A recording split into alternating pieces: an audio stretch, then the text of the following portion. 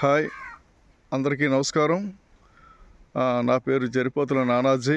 మాది అనకాపల్లి జిల్లా, చోడవరం మండలం, శ్రీరాంపట్నం గ్రామం. నేను ఒక వ్యవసాయదారుణ్ణి, వ్యవసాయ కుటుంబానికి సంబంధించిన వ్యక్తిని. ఈరోజు మా శ్రీరాంపట్నం గ్రామంలో నాకు మా పొలంలో మినుములు పెసలు చల్లడం జరిగింది. అయితే సుమారు వారం రోజుల నుంచి మరి ఈ మినుములు పెసలు లేబరు వచ్చి తీయడం జరుగుతుంది. నాకు సుమారు ఒక 50 నుంచి 60 వేల రూపాయలు ఖర్చు అయింది. అయితే మొత్తం ఈ పెట్టుబడి అంటే ఇన్క్లూడ్ లేబర్తో కలిపి నాకు ఒక 60 వేల రూపాయలు ఖర్చు అయింది.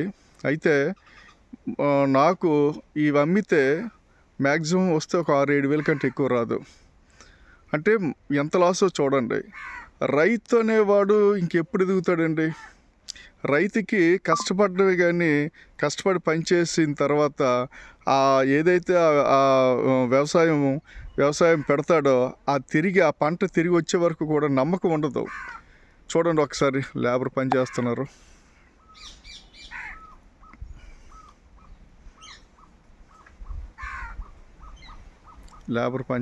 చూడండి.